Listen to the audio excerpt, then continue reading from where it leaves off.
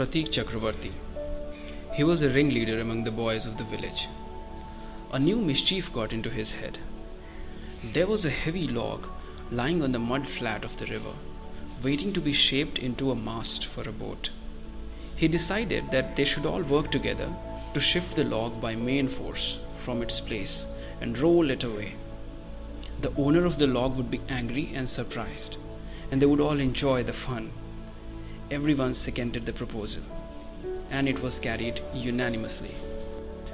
But just as the fun was about to begin, Makhan, Fatik's younger brother, sauntered up and sat down on the log in front of them all without a word. The boys were puzzled for a moment. He was pushed rather timidly by one of the boys and told to get up, but he remained quite unconcerned. He appeared like a young philosopher meditating on the futility of games. Fatik was furious. "Makhan," he cried, "if you don't get down this minute, I'll thrash you." Makhan only moved to a more comfortable position. Now, if Fatik was to keep his regal dignity before the public, it was clear he ought to carry out his threat. But his courage failed him at the crisis.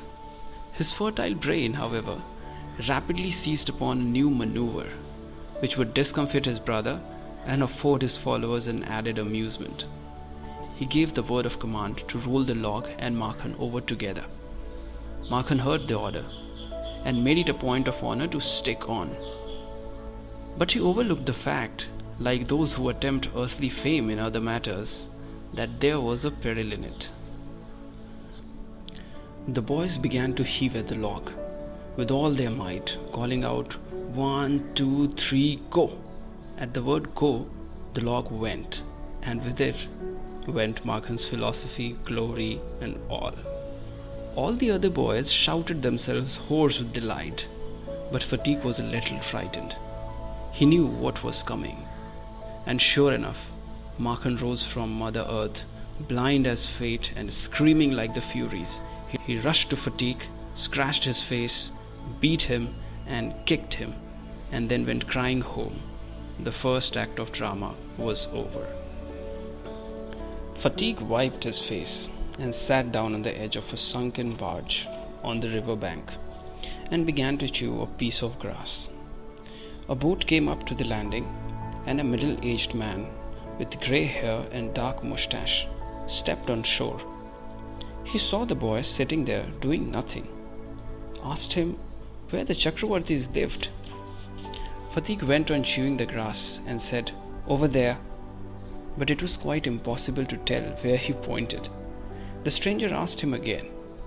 He swung his legs to and fro on the side of the barge and said, "Go and find out," and continued to chew the grass as before. But now a servant came down from the house and told Fatik his mother wanted him. Fatik refused to move, but the servant was the master on this occasion. He took Fatik up roughly, carried him, kicking and struggling in impotent rage. When Fatik came into the house, his mother saw him. She called out angrily, "So you have been hitting Makhan again?" Fatik answered indignantly, "No, I haven't. Who told you that?" His mother shouted, "Don't tell lies, you have." Fatik said suddenly, "I tell you I haven't. You asked Makhan." But Makhan thought it's best to stick to his previous statement. He said, "Yes, mother, Fatik did hit me." Fatik's patience was already exhausted. He could not hear this injustice. He rushed at Makhan and hammered him with blows. "Take that," he cried, and that for telling lies." His mother took Makhan's side in a moment and pulled Fatik away, beating him with her hands. When Fatik pushed her aside, she shouted out, "What are you, a little villain who would hit your own mother?" It was just at this critical juncture that the grey-haired stranger arrived. He asked what was the matter. Fatik looked sheepish and ashamed. But when his mother stepped back and looked at the stranger, her anger was changed to surprise, for she recognized her brother and cried, "Why, Dada, where have you come from?" As she said these words, she bowed to the ground, touched his feet. Her brother had gone away soon after she had married, and he had started business in Bombay. His sister had lost her husband while he was in Bombay. Bishambar had now come back to Calcutta and had at once made inquiries about his sister. He had then hastened to see her as soon as he found out where she was. The next few days were full of rejoicing. The brother asked about the education of two boys. He was told by his sister that Fatiq was a perpetual nuisance. He was lazy, disobedient, and wild. But Makhan was as good as gold, as quiet as a lamb, and very fond of reading. Bishambar kindly offered to take Fatiq off his sister's hands and educate him with his own children in Calcutta. The widowed mother readily agreed. When his uncle asked Fatiq if he would like to go to Calcutta with him, his joy knew no bounds, and he said, "Oh yes, uncle," in a way that made it quite clear that he meant it. It was an immense relief to the mother to get rid of Fatiq. She had a prejudice against the boys, and no love was lost between the two brothers. She was in daily fear that he would either drown Makhan someday in the river or break his head in a fight, or run him into some danger or other. At the same time, she was somewhat distressed to see Fatiq's extreme eagerness to get away. Fatiq, as soon as all was settled, kept asking his uncle every minute when they were to start. He was on pins and needles all day long with excitement and lay awake most of the night. He bequeathed to Makhan in perpetuity his fishing rod, his big kite, and his marbles. Indeed, at this time of departure, his generosity towards Makhan was unbounded. When they reached Calcutta, Fatiq made the acquaintance of his aunt for the first time. She was by no means pleased with this unnecessary addition to her family. She found her own 3 boys quite enough to manage without taking anyone else, and to bring a village lad of 14 into their midst was terribly upsetting. Bishambar should really have thought twice before committing such an indiscretion.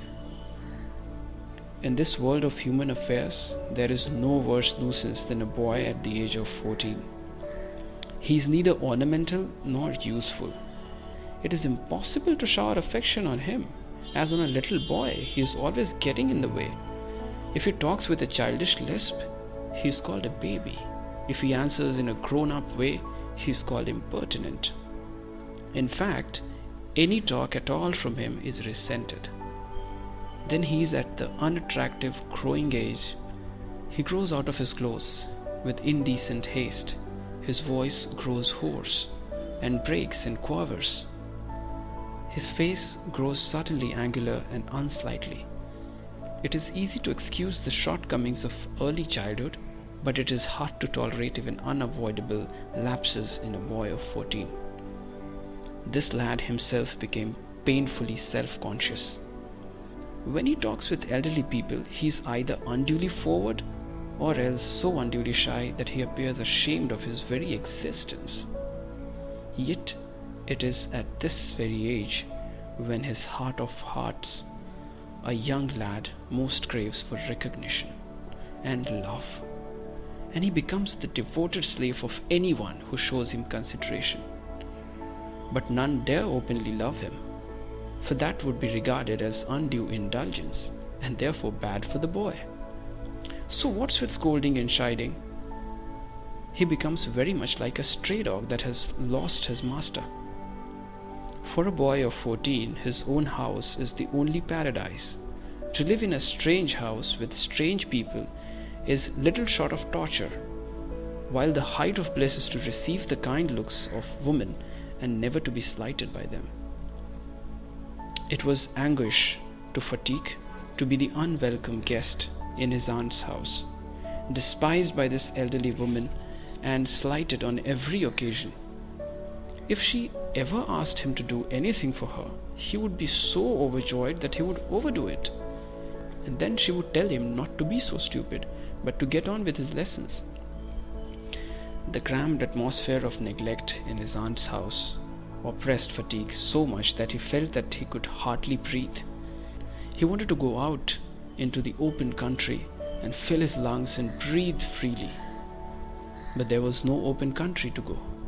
Surrounded on all sides by Calcutta houses and walls, he would dream night after night of his village home and longed to be back there. He remembered the glorious meadows where he used to fly his kite all day long, the broad river banks where he would wander about the livelong day singing, shouting for joy, the narrow brook where he could go and dive and swim at the time he liked. He thought of his band of boy companions over whom he was a despot, and above all the memory of that tyrant mother of his, who had such a prejudice against him, occupied him day and night. A kind of physical love like that of animals, a longing to be in the presence of one who is loved, an inexpressible wistfulness during absence, a silent cry of the inmost heart for the mother, like the lowing of a calf in the twilight. This love, which was almost an animal instinct, agitated the shy, nervous, lean, uncouth and ugly boy. No one could understand it, but it preyed upon his mind continually. There was no more backward boy in the whole school than Fatigue. He gaped and remained silent when the teacher asked him a question. Like an overladen ass, patiently suffered all the blows that came down on his back. When other boys were out at play, he stood wistfully at the window and gazed at the roof of distant houses. And if by any chance he spied children playing on the open terrace of any roof, his heart would ache with longing. One day he summoned up all his courage and asked his uncle, "Uncle, when can I go home?" His uncle answered, "Wait till the holidays come."